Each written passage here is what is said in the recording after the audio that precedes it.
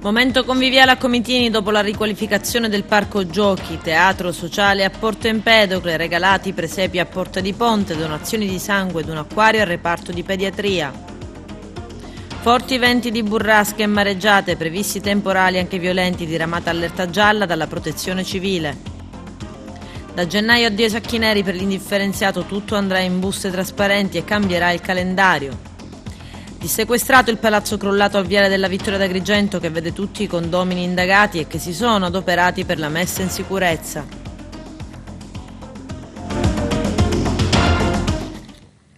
Bentrovati gentili telespettatori al nostro appuntamento con l'informazione. Riqualificato il parco giochi comunale di Comitini grazie ai ragazzi di Acquarento. Arturo Cantella.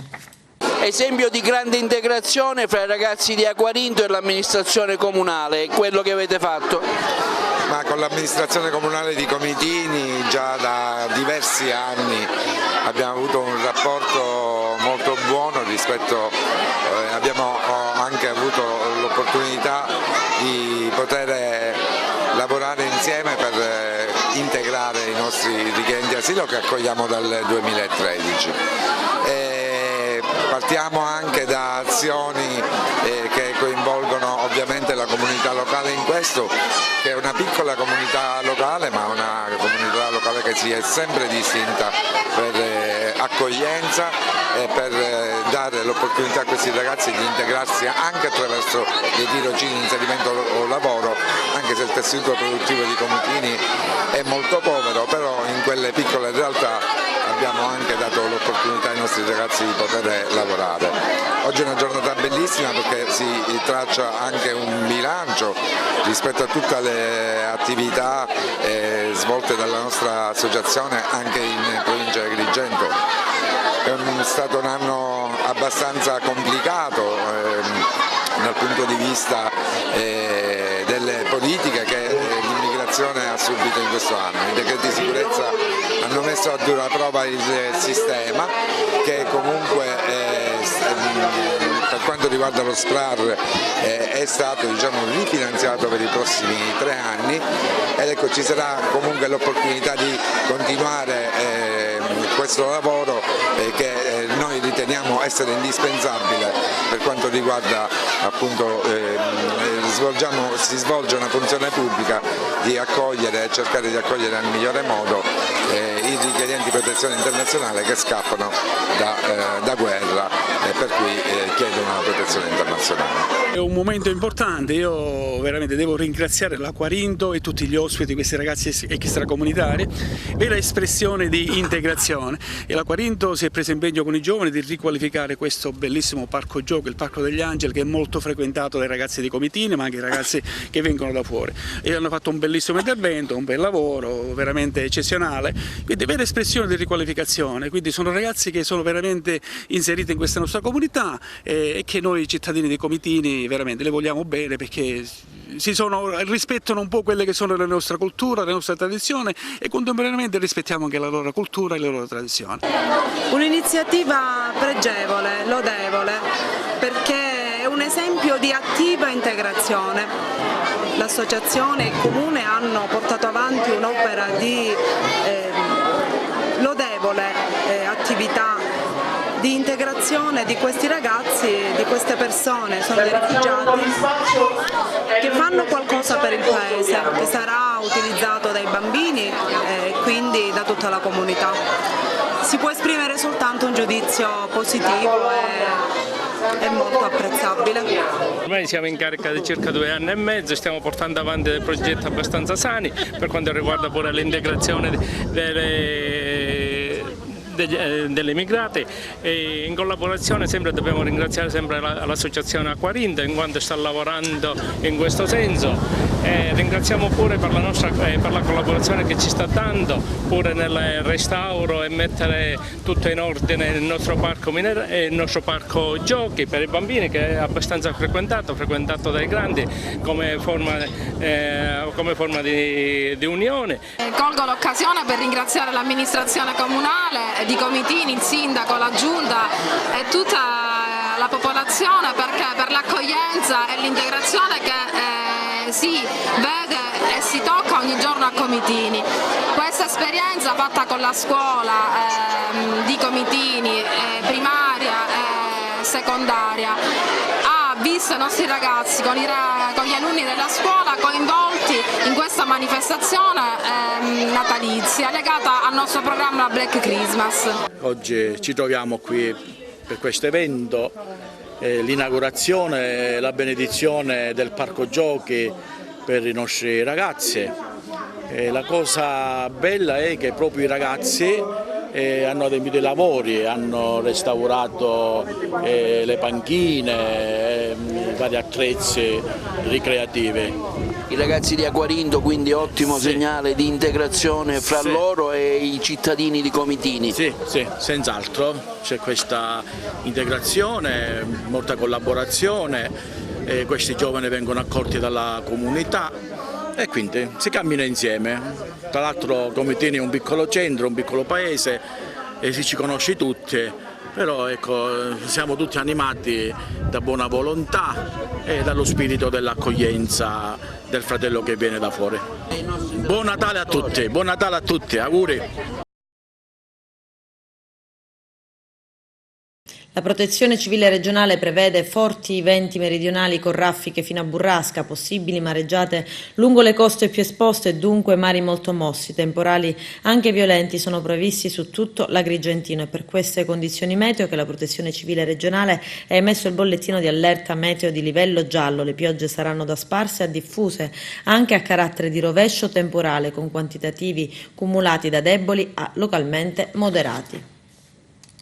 Il pubblico ministero Antonella Pandolfi, accogliendo l'istanza dell'avvocato Angelo Farrugia, legale del condominio, ha disposto il sequestro del palazzo di Viale della Vittoria numero 51 ad Agrigento, contestualmente all'inizio degli accertamenti tecnici ripetibili disposti nell'ambito del procedimento penale che vede indagati i condomini, l'impresa che ha eseguito le opere e il direttore dei lavori. Il condominio si è adoperato immediatamente per la messa in sicurezza dell'edificio, appaltando i lavori ad un'impresa specializzata. Ultimati i lavori di messa in sicurezza, ha richiesto la riapertura del Viale della Vittoria e della via Vittorio Emanuele Orlando anche per favorire il rientro degli abitanti dei condomini limitrofi nelle proprie abitazioni e per i quali era stata disposta l'evacuazione ad opera dell'autorità giudiziaria. Adesso il provvedimento definitivo di dissequestro che segna il passo per l'integrare il ripristino della normalità. Dal 1° gennaio ad Agrigento stop all'utilizzo dei sacchetti neri per la raccolta differenziata. Questa scelta sarà fondamentale per verificare se la raccolta differenziata viene fatta bene o male, se dunque all'interno del sacchetto vi sono delle anomalie. Questa decisione è stata presa, ha spiegato l'assessore comunale all'ecologia Nello Amel, perché aprire i sacchetti comporta la violazione della privacy, quindi ci stiamo adeguando con i sacchetti trasparenti, si potrà facilmente così verificare se vi siano meno anomalie nella raccolta. Stiamo lavorando anche ad una variazione del calendario per fare in modo che vengano utilizzati meno autocompattatori. Altro appuntamento per gli studenti del liceo classico Empedocle di Agrigento, alle prese con un dettagliato e puntuale percorso all'orientamento universitario. Sara Gallo. Il Polo Universitario di Agrigento dà inizio all'orientamento formativo nei licei e nelle scuole superiori della provincia, cominciando dal liceo classico Empedocle, con la presentazione di nuovi corsi insieme a quelli già presenti. Coinvolti all'incontro con gli alunni alcuni esponenti di ordini professionali, docenti universitari ed ex studenti dell'università, per raccontare della loro esperienza ad Agrigento e dell'Università degli Studi di Palermo in generale. I commercialisti che curano il nostro territorio capiscono anche e studiano e leggono che il nostro futuro è anche dal punto di vista economico l'avvento dell'università di Palermo, polo universitario di Agrigento, per aiutare a sviluppare il nostro territorio. Uscire a 18 anni per andare all'università significa uscire dalla famiglia e andare a abbandonare il nostro territorio che sta morendo e che invece abbiamo bisogno di tante braccia e gioventù. Cominciamo la nostra attività di orientamento al liceo classico Empedocle, con il quale ormai da tempo abbiamo un rapporto di collaborazione che si manifesta sia nelle giornate della Fondazione Empedocle sia in altre attività già poste in essere ed altre in corso di progettazione, anzi di avanzata fase di progettazione. Per il nuovo anno accademico abbiamo 2 novità importanti, perché oltre ai 3 corsi che abbiamo inaugurato con l'anno accademico in corso, quindi economia e amministrazione aziendale, scienze dell'educazione, servizio sociale, che è già presente ad Agrigento da diversi anni, la prima novità riguarda il cambiamento del corso di laurea in architettura da corso di laurea a numero programmato a numero libero. Questo corso di laurea si chiamerà Architettura e progetto nel costruito e pensiamo che con questa modifica del passaggio dal numero chiuso al numero aperto favoriremo le aspettative degli studenti che hanno interesse per questo tipo di studi. Da ultimo, la novità più importante, il corso di laurea in lingue. Quindi diciamo un'offerta che si rinnova, un'offerta che si potenzia, un'offerta che testimonia ancora di più, qualora ce ne fosse bisogno, l'interesse dell'Università di Palermo verso il territorio di Agrigento e verso questo polo decentrato. In occasione delle festività natalizie, il cardinale Francesco Montenegro ha celebrato una messa all'ospedale San Giovanni di Dio di Agrigento. Nel corso dell'omelia è stato esaltato il valore vocazionale dell'assistenza nei confronti dei bisognosi e di tutti gli ammalati. I Lions domani, giovedì 19 dicembre alle ore 16, doneranno un acquario con pesci rossi al reparto di pediatria dell'ospedale San Giovanni di Dio di Agrigento. Lo consegnerà il governatore del distretto Angelo Collura al primario del reparto Giuseppe Gramaglia. L'associazione donatori Ollus Aggregazione, che tra le altre sue finalità di maggior rilievo quella di promuovere ed organizzare la donazione del sangue in collaborazione con l'AIM, Associazioni per l'Italia nel Mondo, organizzano l'evento A Natale fatevi un regalo, donate. L'evento è in programma domenica prossima, 22 dicembre, all'ospedale San Giovanni di Dio di Agrigento. Il presidente dell'associazione donatori nati, Maurizio Dell'Arte, e il segretario provinciale dell'AIM, Fabrizio Crapanzano, sottolineano per la ricorrenza del Santo Natale abitualmente si donano dei regali. Noi abbiamo deciso di promuovere la donazione di qualcosa di più prezioso, sangue, speranza e vita, dimostrando con i fatti la vera generosità d'animo. A Porto Empedocle stamani uno spettacolo teatrale speciale realizzato dall'associazione Amici dell'Anfas di Favara. Vediamo. Abbiamo voluto cominciare la fase prenatalizia dedicata al Natale empedoclino con questi eventi dedicati proprio alla solidarietà, all'inclusione, al fatto che l'amicizia sia il primo grande valore da coltivare durante questo Natale, perché chi trova un amico trova un tesoro. E così col Cantico di Ricchi abbiamo posto in essere, grazie anche all'associazione Anfas, un esperimento di teatro sociale in cui direttamente e diversamente abili sono gli attori e i protagonisti, insieme a dei ragazzi volontari che si dedicano a loro. E quindi è una cosa bellissima. Abbiamo coinvolto le scuole, siamo qui alla Vivaldi, perché nei ragazzi si possa radicare quello che è il vero spirito natalizio, perché il Natale non è una festa consumistica, ma è una festa in cui ciascuno di noi può riguardare ai veri motivi fondanti dell'esistenza. L'associazione Anfas è l'associazione che si occupa di persone con disabilità intellettiva e relazionale e le loro famiglie. Siamo oggi qua a Porto Empedocle con una manifestazione fortemente voluta dall'amministrazione dal titolo Le luci dell'amicizia. Abbiamo voluto portare in scena i temi caldi quali l'amicizia, i valori, il rispetto, per cercare di sensibilizzare i giovani a quella che è la nostra società, affinché possa essere sempre più inclusiva, affinché tutti possiamo avere la stessa possibilità di esprimerci, a prescindere da qualsiasi sia la nostra potenzialità. Abbiamo portato avanti un laboratorio che ha messo oggi in scena una rappresentazione teatrale dal titolo Il Cantico di Ricchi e che ha portato in scena i valori e tutto quello che le persone con disabilità che ne hanno fatto parte sentono di esprimersi. I ragazzi sono stati ben lieti e ben contenti di vedere e di ascoltare quello che è stato da noi proposto e che l'amministrazione comunale, dicevo, ha fortemente voluto. A Porta di Ponte ad Agrigento donati ieri i presepi natalizi realizzati dall'associazione AIDA a conclusione del laboratorio Impara l'arte del riciclo e trasformala in un mestiere che ha coinvolto gli ospiti dello SPRAR richiedenti asilo. Salagallo. L'associazione San Giuseppe Maria Tomasi Ollus, in occasione del Santo Natale, ha celebrato a Porta di Ponte ad Agrigento l'evento conclusivo del laboratorio Impara l'arte del riciclo e trasformala in un mestiere. Il laboratorio è stato realizzato con il coinvolgimento degli ospiti del progetto SPRAR, i quali sono stati impegnati nell'elaborazione di presepi con materiale di riciclo, guidati dai professori Rita Calabrese e Maurizio Spiaggiari. I presepi sono stati donati durante l'evento all'associazione AIDO, condividendo un momento di fraternità ed un reciproco scambio di auguri di buone feste. Abbiamo scelto di fare i presepi perché per ricordare il Natale che è la nascita di Gesù Cristo. Anche i ragazzi nostri, nonostante siano per la maggior parte musulmani, sono stati molto felici di fare questo tipo di attività, perché anche per loro la nascita di Gesù è molto ricordata e la conoscenza di Maria in quanto madre di Gesù la riconoscono anche all'interno del Corano stesso.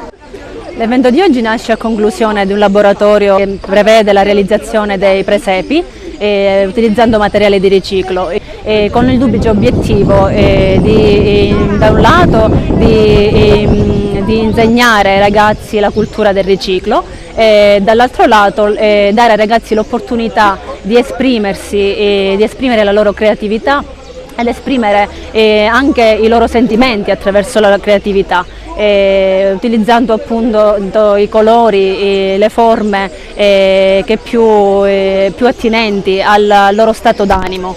Attraverso questo laboratorio i ragazzi hanno avuto l'opportunità di avvicinarsi alla collettività, in quanto sono state fortemente motivati dall'obiettivo finale, cioè quello di donare poi i prodotti che hanno realizzato alla comunità locale. E questo obiettivo finale li ha molto motivati, in quanto si sono sentiti parte di questa comunità e capaci di poter donare qualcosa alla collettività.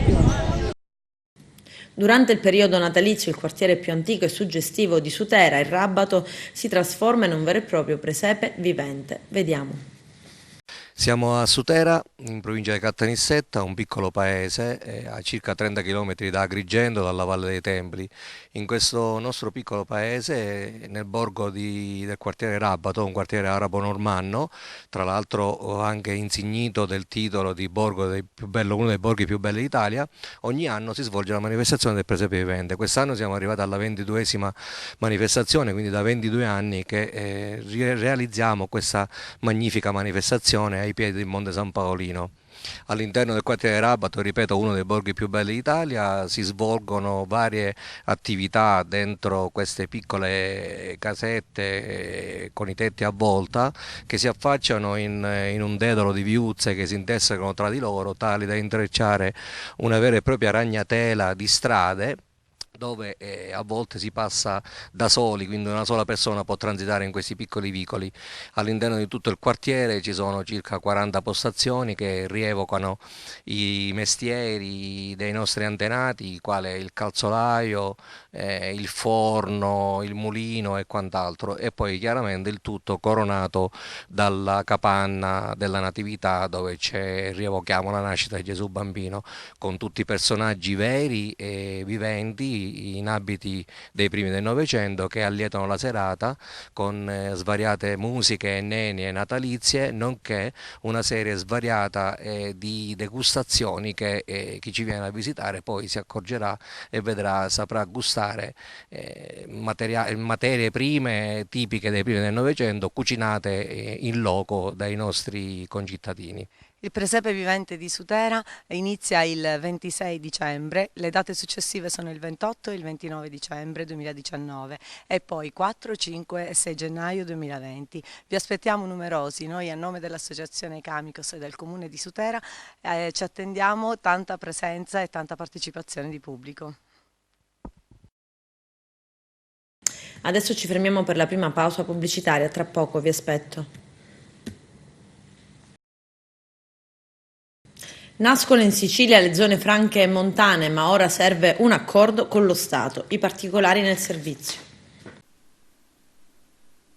Via libera all'Assemblea regionale siciliana al disegno di legge che prevede l'istituzione delle zone franche montane. L'ARS ha infatti approvato il disegno di legge che per avere concreta attuazione dovrà adesso essere esaminato ed approvato dal Parlamento nazionale. Seguiremo l'iter di questa norma in quello che sarà il suo percorso al Parlamento nazionale, ha affermato in aula l'assessore alle attività produttive Mimmo Turano, che ha ringraziato le forze politiche per il sostegno donato al disegno di legge. Il voto è arrivato all'unanimità con il sì dei 55 deputati presenti. Subito dopo il PD ha chiesto con un ordine del giorno approvato in aula come raccomandazione l'impegno del governo a non tagliare fondi ai comuni montani nell'ambito della prossima manovra. Nello spazio di Sala d'Ercole riservata al pubblico presenti anche i sindaci ed amministratori di diversi comuni montani siciliani. Quella sulle zone franche montane è una norma storica perché sancisce un principio mai stabilito per legge prima. L'approvazione del DDL era un provvedimento molto atteso, strumento fondamentale per il rilancio e lo sviluppo di quei piccoli comuni, afferma Alessandro Aricò, capogruppo di Diventerà Bellissima. La legge voto sulle zone franche montane potrà dare una boccata d'ossigeno a quei comuni montani che hanno subito forti dinamiche sociali come lo spopolamento dei territori e che vivono in una situazione di evidente svantaggio, dicono i deputati regionali del Movimento 5 Stelle. Proseguiremo il lavoro del negoziato finanziario con lo Stato affinché questa riforma di fiscalità di sviluppo possa rinvenire le risorse necessarie, ha invece commentato l'assessore Gaetano Armao. Il presidente della regione siciliana Nello Musumeci esprime soddisfazione. Si tratta, evidenzia il governatore, di un importante strumento di crescita per le aree più interne dell'isola, perché può creare favorevoli condizioni di sviluppo. Adesso, però, dice Musumeci, la partita si sposta a Roma, per cui dobbiamo fare pressione sul Parlamento nazionale affinché si arrivi al voto finale nel più breve tempo possibile. A rischio l'incolumità delle persone sulla spiaggia di San Leone ad Agrigento. C'è un chiosco che il mare ha aggredito e parzialmente distrutto. Legna, plastica e ogni tipo di rifiuto sono sparsi sulla battigia e tanto materiale già finito in mare.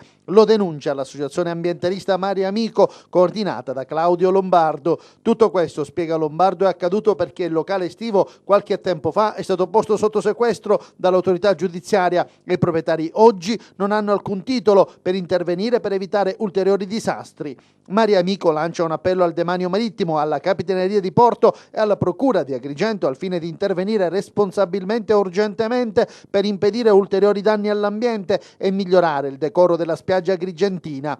Diverse segnalazioni dei cittadini, raccolte anche dall'associazione Mare Amico, evidenziano che a San Leone si può rischiare la vita nel fare un semplice bagno in mare. Lungo il viale delle Dune c'è un tratto di mare pieno zeppo di ferri e legni che dal fondo arrivano fino a quasi a un pelo dell'acqua. Tutto questo causato dallo smontaggio, ritenuto molto approssimativo, di un chiosco e spiaggia. Benché il tratto di mare risulterebbe sulla carta vietato alla balneazione, dice Claudio Lombardo, questa spiaggia è molto frequentata dagli sportivi che praticano il surf, il windsurf e il kitesurf, e che quando il mare è grosso e l'acqua è torbida rendono praticamente invisibile questo rischio. Purtroppo nessuno fa nulla, nonostante sia evidente il pericolo che corrono i bagnanti ogni giorno. La scorsa estate Mare Amico ha interessato tutti gli organi competenti, ovvero il demanio marittimo, la Capitaneria di Porto Empedocle, il comune di Agrigento e anche la prefettura, e dopo l'ennesimo appello qualcosa si sta iniziando a muovere. La Capitaneria di Porto farà un sopralluogo per capire come intervenire.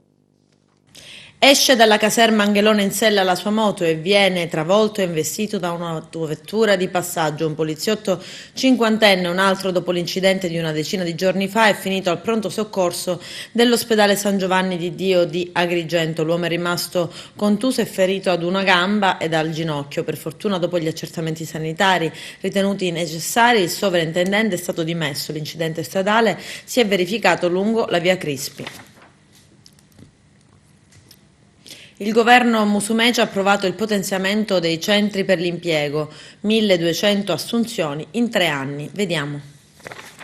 Il governo Musumeci ha approvato, su proposta dell'assessore del lavoro Antonio Scavone, il programma degli interventi per il potenziamento dei centri per l'impiego. Insieme alle nuove assunzioni, oltre 1.200 nel triennio 2019-2021, per una spesa complessiva di circa 75 milioni di euro, è stato redatto un piano per il potenziamento strutturale e infrastrutturale dei centri, destinando altri 60 milioni di euro. La delibera della Giunta prevede, tra l'altro, l'istituzione di un servizio costante di vigilanza sia per le città metropolitane che per i centri dell'impiego di piccole dimensioni, dove si sono manifestate maggiori criticità, 5 milioni di euro la spesa prevista. L'aggiornamento dell'attuale piattaforma informatica per un efficace dialogo con le altre regioni, oltre che con l'INPS, 8 milioni di euro le risorse appostate. Il riordino del sistema di arredo dei centri per l'impiego anche in previsione delle nuove assunzioni, qui ci sono 10 milioni di euro. La manutenzione ordinaria e straordinaria dei locali dove in atto sono allocati i centri per l'impiego, stanziamento 20 milioni di euro. La ricerca di nuovi locali, in questo caso 5 milioni di euro. Per la riattivazione dell'osservatorio del mercato del lavoro sono stati destinati 500.000 euro. 1 milione verrà inoltre utilizzato per il rafforzamento delle competenze degli operatori dei centri per l'impiego, con particolare riguardo a una maggiore efficienza nell'erogazione delle misure del reddito di cittadinanza, anche attraverso i periodici interscambi con le altre regioni, dei modelli organizzativi e delle diverse modalità di erogazione dei servizi. L'obiettivo, sottolinea il presidente della regione Nello Musumeci, è quello di dar vita a una rete di servizi per l'impiego che siano efficaci e in grado di integrare le funzioni tradizionali del collocamento. Nuove prestazioni ai cittadini e alle imprese. Un organismo essenziale, spiega l'assessore Scavone, che, mettendo in rete tutti i soggetti e enti istituzionali, avrà lo scopo di monitorare i dati relativi all'andamento delle aziende, di valutare eventuali situazioni di crisi e pre-crisi delle stesse, di analizzare le tendenze e l'evoluzione del mondo del lavoro, nonché delle professioni e infine di approfondire gli aspetti della sicurezza dei luoghi di lavoro. In vista delle vacanze di Natale e di fine anno è stato potenziato l'URP, Ufficio Relazioni con il Pubblico dell'ex provincia, per dare assistenza a turisti e visitatori. I particolari nel servizio. Al via il piano straordinario di assistenza al pubblico in occasione delle festività natalizie. Il programma elaborato dal settore stampa e URP del Libero Consorzio Comunale di Agrigento, l'ex provincia, sotto la guida del commissario Girolamo Alberto Di Pisa, prevede l'apertura dell'ufficio Relazioni con il Pubblico di Piazza Vittorio Emanuele da lunedì al venerdì dalle 8 alle 20, il sabato dalle 8 alle 13. Un servizio potenziato, dunque, pensato per migliorare l'assistenza ai cittadini e ai numerosi visitatori che in occasione delle lunghe festività natalizie giungono numerosi nella città dei templi. Nelle stesse fasce orarie sarà operativo anche un call center di assistenza agli utenti. Gli utenti potranno telefonare per chiedere informazioni in tempo reale su eventi, siti archeologici e monumentali, trasporti, disponibilità alberghiere, viabilità, punti di ristorazione, siti di interesse culturale e notizie di pubblico interesse. L'Ufficio Relazioni con il Pubblico del Libero Consorzio di Agrigento inoltre mette a disposizione del pubblico un vademecum nel quale sono elencati indirizzi nuovi, utili, i numeri telefonici ed eventuali costi di ingresso dei siti di interesse archeologico, monumentale e storico-culturale del territorio, oltre alle riserve naturali. Nel vademecum inoltre è elencata l'ubicazione delle architetture religiose con i relativi orari di visita, gli edifici di architettura urbana visitabili dall'esterno o su appuntamento, i musei, le biblioteche, il teatro Luigi Pirandello, l'ecomuseo del Libero Consorzio. La pubblicazione è in distribuzione negli uffici URP del Libero Consorzio di Agrigento di Piazza Aldo Moro e in Piazza Vittorio Emanuele ed è visionabile sul sito istituzionale e sul profilo WhatsApp. Con queste iniziative il Libero Consorzio intende potenziare i servizi di informazione e assistenza erogati ai cittadini, utenti e visitatori e contribuire così alla promozione del territorio e del suo patrimonio. L'Hotel Costa Azzurra Museum Spa di Agrigento ha vinto il premio per la categoria Eccellenza del Design per l'anno 2020. Quello appena conseguito è solo il più recente fra i numerosi riconoscimenti conseguiti dall'Hotel Costa Azzurra in questi anni. Questo premio, spiega Fabrizio Lagaipa, come mi è stato anche informalmente spiegato, deriva anche dall'unicità della nostra esposizione museale, che rappresenta un'eccellenza che in tal modo ci viene riconosciuta anche ai più alti livelli. Siamo sempre orgogliosi di poter contribuire attraverso il nostro impegno a dare un'immagine favorevole del nostro splendido territorio e della nostra filiera turistica. Adesso ci fermiamo per la seconda ed ultima pausa pubblicitaria, tra poco. È stata pubblicata la graduatoria delle proposte progettuali per la realizzazione di imprese didattiche negli istituti tecnico-professionali, 45.000 euro dalla Regione per 14 scuole siciliane. C'è il servizio.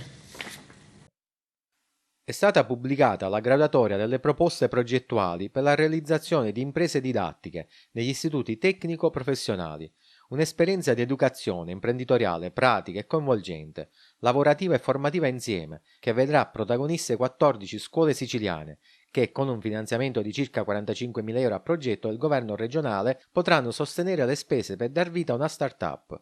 Grazie all'impresa didattica, gli studenti si metteranno alla prova nella gestione reale di un'attività imprenditoriale, i cui ricavi saranno reinvestiti sul proprio istituto scolastico. Intanto nel 2020 sarà possibile raccogliere i primi risultati di queste innovative start-up, realizzato in ambito scolastico e finalizzate alla fornitura di servizi di ristorazione, alla produzione di prodotti enogastronomici, alla promozione del territorio, alla moda e all'ecosostenibilità.